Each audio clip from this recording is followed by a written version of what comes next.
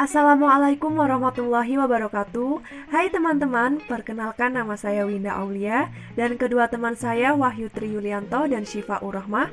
Kami dari kelompok 2 dasar-dasar pembelajaran biologi. Di video ini kami akan menjelaskan mengenai pertumbuhan dan perkembangan pada tumbuhan berdasarkan prinsip-prinsip behavioristik. Selamat menyaksikan.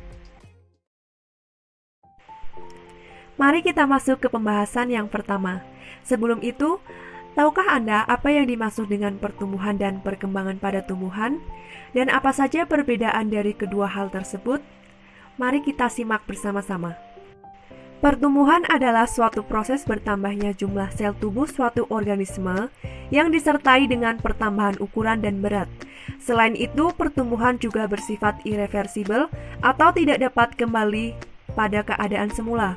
Pertumbuhan lebih bersifat kuantitatif, di mana suatu organisme yang dulunya kecil menjadi lebih besar seiring dengan pertambahan waktu. Sedangkan perkembangan adalah suatu proses diferensiasi, organoognesis, dan diakhiri dengan terbentuknya individu baru yang lebih lengkap dan dewasa. Perkembangan lebih bersifat kualitatif, di mana suatu organisme yang sebelumnya masih belum matang dalam sistem reproduksinya, lalu menjadi lebih dewasa dan kemudian menjadi matang dalam sistem reproduksinya. Tahap pertama dari pertumbuhan dan perkembangan pada tumbuhan adalah biji, yang terdiri dari kotiledon atau cadangan makanan, yang kedua plumula, dan yang ketiga radikula. Tahap selanjutnya yaitu perkecambahan. Teman-teman ada yang tahu nggak bagaimana proses perkecambahan itu terjadi? Assalamualaikum warahmatullahi wabarakatuh. Perkenalkan, nama saya Intan Nur Hikmah dari SMA Negeri 2 Wonosobo. Saya akan menjawab pertanyaan mengenai proses perkecambahan. Perkecambahan diawali dengan penyerapan air dari lingkungan sekitar biji, baik tanah, udara, maupun media lainnya. Perubahan yang teramati adalah membesarnya ukuran biji yang disebut tahap imbibisi atau berarti minum. Biji menyerap air dari lingkungan sekelilingnya, baik dari tanah maupun udara, dalam bentuk embun ataupun uap air. Efek yang terjadi adalah membesarnya ukuran biji karena sel-sel embrio membesar dan biji melunak. Proses ini murni fisik. Berdasarkan posisi kotiledon, dalam proses perkecambahan dikenal perkecambahan hipogeal atau epigeal. Ya, jadi benar ya jawaban dari Mbak Intan. Proses perkecambahan dimulai dengan proses penyerapan air atau imbibisi. Proses ini merupakan proses fisika. Masuknya air pada biji menyebabkan enzim aktif bekerja. Bekerjanya enzim merupakan proses kimia. Ada dua tipe perkecambahan, antara lain yaitu epigel dan hipogel. Untuk perkecambahan sendiri memiliki dua jenis, yaitu perkecambahan epigel dan perkecambahan hipogel. Perkecambahan epigel memiliki ciri, yaitu saat tumbuh kotiledon muncul di atas tanah, misalkan pada kacang hijau dan kacang tanah. Untuk perkecambahan hipogel sendiri memiliki ciri saat tumbuh kotiledon tetap berada di dalam tanah, misal pada kacang kapri dan jagung.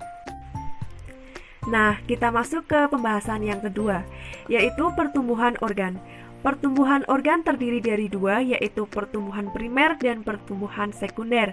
Untuk pertumbuhan primer itu sendiri merupakan hasil pembelahan sel-sel jaringan meristem primer yang terdapat pada embrio, ujung akar, dan ujung batang. Menurut aktivasinya, daerah pertumbuhan di ujung batang dan ujung akar meliputi yaitu daerah pembelahan sel, daerah perpanjangan sel, dan daerah diferensiasi. Yang selanjutnya adalah pertumbuhan sekunder. Pertumbuhan sekunder merupakan hasil aktivasi jaringan meristem sekunder pada tumbuhan dikotil. Jaringan kambium memiliki kemampuan membelah secara mitosis. Jaringan kambium yang membelah yaitu ke arah luar membentuk sel floem dan ke arah dalam membentuk sel xilem. Selanjutnya, ciri dari pertumbuhan sekunder yaitu membentuk lingkaran tahun. Nah, kita masuk ke pertanyaan selanjutnya. Mungkin teman-teman ada yang tahu faktor yang mempengaruhi pertumbuhan dan perkembangan itu apa saja? Saya akan menjawab pertanyaan tersebut. faktor yang mempengaruhi perkembangan dan pertumbuhan pada tumbuhan yaitu faktor internal dan eksternal. Faktor internal terdiri dari satu gen. Gen adalah unit pewarisan sifat bagi organisme hidup. 2 hormon. Hormon adalah pembawa pesan kimiawi antar sel atau antar kelompok sel. Sedangkan faktor eksternal yaitu 1 cahaya, 2 pengaruh suhu, 3 kelembapan udara, 4 nutrisi, 5 air, 6 derajat keasaman, 7 oksigen. Oke, benar ya. Jadi faktor-faktor yang mempengaruhi pertumbuhan dan perkembangan pada tumbuhan yaitu faktor internal dan faktor eksternal. Untuk faktor internal sendiri terdiri dari gen dan hormon. Contoh hormon pada tumbuhan yaitu auksin, giberelin, sitokinin, gas etilen, asam absisat, kalin, dan asam traumalin. Untuk faktor eksternal terdiri dari 7 faktor. Yang pertama, cahaya, pengaruh suhu, kelembapan udara, nutrisi, air, derajat keasaman, dan oksigen. Oke, jadi dapat disimpulkan dari materi pertumbuhan dan perkembangan pada tumbuhan, yaitu pertumbuhan merupakan suatu proses bertambahnya jumlah sel tubuh suatu organisme yang disertai dengan pertambahan ukuran dan berat. Sedangkan perkembangan adalah suatu proses diferensiasi, organogenesis, dan diakhiri dengan terbentuknya individu baru yang lengkap dan dewasa. Selanjutnya, pertumbuhan organ terdiri dari 2, yaitu pertumbuhan primer dan pertumbuhan sekunder. Faktor yang mempengaruhi pertumbuhan dan perkembangan pada tumbuhan terdiri dari 2, yaitu faktor internal dan faktor eksternal. Sekian video dari kelompok kami. Mohon maaf apabila banyak kesalahan dan kekurangan. Saya akhiri, wassalamualaikum warahmatullahi wabarakatuh.